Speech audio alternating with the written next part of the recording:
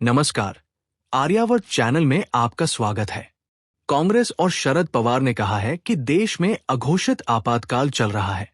जब से नरेंद्र मोदी प्रधानमंत्री बने हैं, देश के बुद्धिजीवियों को अघोषित आपातकाल का पता चल गया है। हालांकि वरिष्ठ पत्रकार भाऊ तोरसेकर ने 30 जून 2018 को मराठी में एक लेख लिखकर इसका पर्दाफाश किया था। मैं वो लेख हिंदी में प्रस्तुत कर रहा हूं। मुझे पीएल देशपांडे की एक मशहूर कहानी में छोटे भाई के शब्द याद आ रहे हैं। बड़ा भाई छोटे भाई को चित्र बनाकर कुछ समझाने की कोशिश करता है ताकि छोटे भाई की बचकानी बुद्धि पर इसका कोई विपरीत असर न पड़े, और छोटा भाई मासूमियत से उससे पूछता है, भाई शराब क्या है? यह मजेदार कहानी आज के प्रगतिशील बौद्धिकता का ठोस आधार बन गई है। बड़ा भाई बहुत ही सरल शब्दों में शराब का वर्णन करता है और बताता है कि ये लाल रंग का पेय है आदि।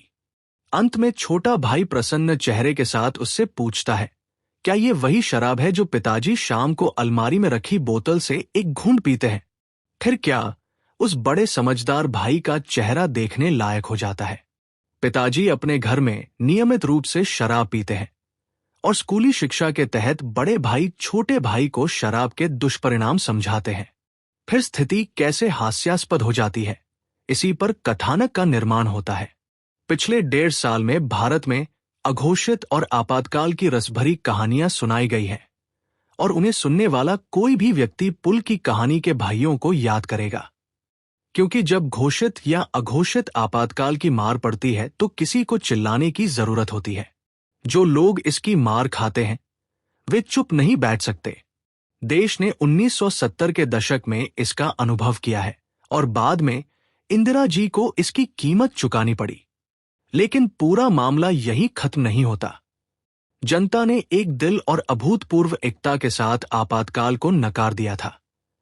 इंदिरा जी जैसी लोकप्रिय नेता भी अपने निर्वाचन क्षेत्र में हार गई थी और आपातकाल समाप्त हो गया था। लेकिन कहानी यहीं खत्म नहीं हुई, नहीं यहीं खत्म होती है। उसके बाद जो कुछ भी हुआ, आम आदमी ने उस अनुभव से सीख लेते हुए आपातकाल लगाने वाली और देश को जेल खाना बनाने वाली इंदिरा जी को 2.5 साल में भारी बहुमत देकर सत्ता में वापस ला दिया था। क्योंकि इंदिरा के विरोधियों ने आपातकाल से भी ज्यादा भयानक लोकतंत्र का विकृत रूप देश के सामने पेश किया था और लोगों को आपातकाल उससे भी ज्यादा अच्छा लगने लगा था। 1974 में देश में लोकतंत्र चरम पर पहुंच गया था। इंदिरा के पास लोकसभा और राज्यसभा में भारी बहुमत था, लेकिन विपक्षी दलों ने इंदिरा जी को सरकार न चलाने देने का समझौता कर लिया था। बेशक इंदिरा जी बहुत समन्वयवादी नहीं थी। उन्होंने अपने दम पर कई राजनीतिक चालें चली थी और लोकतंत्र को बदनाम करने के लिए संविधान का दुरुपयोग करके विपक्ष को अपमानित किया था। जयप्रकाश नारायण जैसे तपस्वी को उनका विरोध करने के लिए मैदान में उतरना पड़ा था। दिल्ली में एक विशाल जनसभा में जयप्रकाश जी ने सीधे पुलिस और सेना को इंदिरा सरकार के आदेशों की अवहेलना करने की सलाह दी थी। इंदिरा जी ने इसे अराजकता कहते हुए आपातकाल की घोषणा की थी। बेशक उनका एक राजनीतिक एजेंडा था। इलाहाबाद उच्च न्यायालय ने रायबरेली से इंदिरा जी के लोकसभा के चुनाव को रद्द कर दिया था और उसके बाद घटनाक्रम तेजी से आगे बढ़ने लगा था। लोगों की ओर से भी इसे कुछ प्रतिक्रिया मिल रही थी। इससे व्यथित इंदिरा गांधी ने अपनी सत्ता की कुर्सी बचाने के लिए देश में आपातकाल लागू कर दिया था। उनके खिलाफ गलत बोलने वालों पर राष्ट्रीय सुरक्षा कानून लगाया गया और विपक्षी नेताओं को जेल भेज दिया गया। हजारों लोगों को बिना किसी आरोप पत्र, मुकदमे या सुनवाई के जेल में डाल दिया गया। अखबारों पर रोक लगा दी गई और किसी में सरकार या सत्ताधारी दल के खिलाफ एक शब्द लिखने की हिम्मत नहीं थी। अगर किसी को इस तरह की हरकत की भनक या संदेह भी होता तो संबंधित व्यक्ति पर प्रतिबंध लगा दिया जाता और उसे जेल में डाल दिया जाता। इसे आपातकाल कहते हैं। आज तो मुंह खोलकर बोलने वालों को भी इसका मजा नहीं मिला, या फिर जानते हुए भी ये लोग बेशर्मी से झूठ बोलते हैं। आज स्थिति ऐसी नहीं है। सरकार ने ऐसी किसी बात को दबाया नहीं है। उस समय अखबार दुनिया में हो रही किसी भी घटना या परिस्थिति के बारे में सही जानकारी नहीं देते थे। खबरें तो दूर की बात है, स्वाभाविक रूप से लोग गपशप और अफवाहों के जरिए लोगों तक जो कुछ भी पहुंचता था उस पर ज्यादा विश्वास करते थे। सूचना पाने का एकमात्र जरिया ऑल इंडिया रेडियो या अखबारों की खबरें थी, और वह भी इंदिरा जी के आपातकाल ने बंद कर दी थी। स्वाभाविक रूप से अफवाहों ने जोर पकड़ा और इसीलिए बाद में इंदिरा जी को करारी हार का सामना करना पड़ा, वरना इंदिरा जी को तब भी इतनी बड़ी हार का सामना नहीं करना पड़ता। हालांकि उस आपातकाल से विपक्षी दलों या संगठनों को बड़ा झटका लगा था जो आंदोलन कर रहे थे। उनके सारे कारोबार बंद हो गए थे, कोई हड़ताल नहीं कर सकता था। सेमिनार, रैलियां, मीटिंग और विरोध प्रदर्शन जैसे सभी बड़े आयोजनों पर रोक लगा दी गई थी। विपक्षी दल को कुछ भी करने की आजादी नहीं थी। इसे आपातकाल कहते हैं। आज ऐसा कहीं देखने को मिलता है? क्या सत्तारूढ़ भाजपा के खिलाफ बोलने या लिखने पर प्रतिबंध है? क्या मोदी या सत्ता में किसी के खिलाफ विरोध प्रदर्शन को दबाया गया है? क्या किसी ने विरोध, रैलियां और आंदोलन रोके हैं, चाहे कश्मीर हो या नक्सली गतिविधियां? क्या कोई दंगा हो रहा है? क्या सरकार नेहमिया के कानूनों के तहत उनसे निपट रही है? पिछली यूपीए सरकार अपने विरोधियों के साथ आज के सरकारी तंत्र की तुलना में कितना बेहतर व्यवहार करती थी? क्या किसी ने आपातकाल के दौरान मोदी के खिलाफ राहुल गांधी या अन्य द्वारा लगाए जा रहे निराधार आरोपों का 1% भी लगाने की हिम्मत की थी? यदि ऐसा है तो आज के संशयवादियों को निश्चित रूप से अपने सबूत पेश करने चाहिए और मोदी का नाम जपना चाहिए। आप किसी भी मंदिर में जाइए, वहां ऐसे लोग हैं जो श्रद्धा और विश्वास के साथ पत्थर की मूर्ति के सामने सिर झुकाते हैं।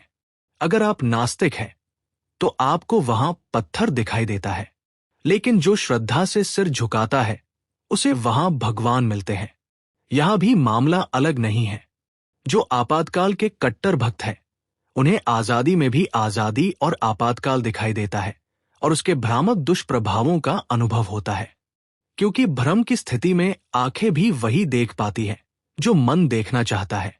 फिर जो कोई लोकतंत्र और स्वतंत्रता में तानाशाही देखना चाहेगा उसे ऐसा ही दिखाई देगा, लेकिन वह इसके लिए सबूत नहीं दे सकता, क्योंकि ऐसा कोई सबूत नहीं है और ऐसा कोई तथ्य नहीं है। यह सब तर्क के माध्यम से बनाया गया भ्रम है। लेकिन ये ऐसे लोग ही हैं जो किसी शक्तिशाली शासक को तानाशाही के रास्ते पर चलने के लिए उकसा रहे हैं। वास्तव में ऐसे लोगों के अराजक व्यवहार से तंग आकर लोग किसी तानाशाह को अवतार लेने और ऐसे कट्टर लोकतंत्रवादियों को खत्म करने का विकल्प तलाशने लगे हैं। भारत के पश्चिम में एशिया और यूरोप के चौराहे पर तुर्की नाम का एक देश है। वहां ऐसे लोगों ने इतनी अराजकता मचा रखी है कि लोगों को लगने लगा कि सत्ता में बैठे आक्रामक नेता को लोकतंत्र नामक इस अराजकता को नियंत्रित करना चाहिए।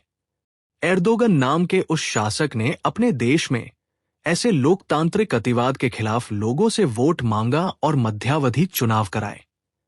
वहां की जनता ने उन्हें भारी बहुमत से वोट दिया और आज लोकतांत्रिक रूप से चुने गए तानाशाह एर्दोगन को पूरी ताकत दे दी गई है। उसे अब संसद या न्यायालयों द्वारा जवाबदेह ठहराए जाने की आवश्यकता नहीं है। ये स्थिति वहां के लोकतंत्रवादियों के अमर्यादित व्यवहार के कारण आई है। लोकतंत्र या वैचारिक स्वतंत्रता और उसके माध्यम से शासक वर्ग को चुनौती देने की स्वतंत्रता, क्या इसे ही हम लोकतंत्र कहते हैं? उस स्वतंत्रता का आनंद लेते हुए भी सत्ता ही आपकी रक्षा करती है। सत्ता के पास सेना, पुलिस या प्रशासन नामक व्यवस्था होती है जो लोकतंत्र की रक्षा करती है। जब लोकतंत्र द्वारा दी गई स्वतंत्रता का उपयोग उस पर हमला करने और उसे कमजोर करने के लिए किया जाता है तो अराजकता की स्थिति पैदा होती है। नागरिक प्रशासन और सत्ता को अंततः सेना और पुलिस की बंदूकों के डर से ही सत्ता माना जाता है। अन्यथा एक बदमाश भी हथियार उठाकर किसी को भी हंसा सकता है। इसलिए कानून द्वारा उसे रोकने वाली सत्ता के हाथ में जो सशस्त्र व्यवस्था है वो आम जनता के लिए आश्वस्त करने वाली है, चाहे वो लोकतांत्रिक व्यवस्था हो या तानाशाही। आम जनता इसी से आराम और सुरक्षा से जीने की उम्मीद करती है। 100 गुंडों की लड़ाई में पिसने के बजाय लोग एक सक्षम गुंडे के संरक्षण में रहते हैं। उसे सरकार कहते हैं। वह सरकार जितनी सभ्य होगी, उसे उतना ही लोकतंत्र कहते हैं। आम लोगों को कुछ अधिकार देकर ये गारंटी दी जाती है कि सरकार उनके साथ अन्याय नहीं कर पाएगी। इसे ही लोकतंत्र कहते हैं।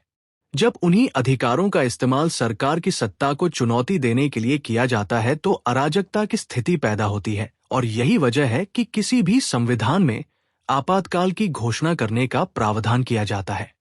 हो सकता है कि कोई शासक इसका दुरुपयोग करे, लेकिन ऐसा कभी नहीं होता। लेकिन अघोषित आपातकाल जैसी कोई चीज नहीं होती।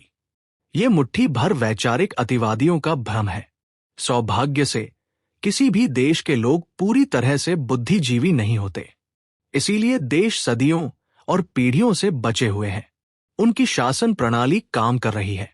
बेशक हर देश में समाज में ऐसे बुद्धिजीवियों की एक छोटी संख्या होती है, लेकिन आम लोग एक निश्चित अनुभव के बाद उन्हें नजरअंदाज करना शुरू कर देते हैं। इसीलिए मानव समाज बचा हुआ है। संस्कृतियां पैदा होती हैं और बिगड़ती भी हैं।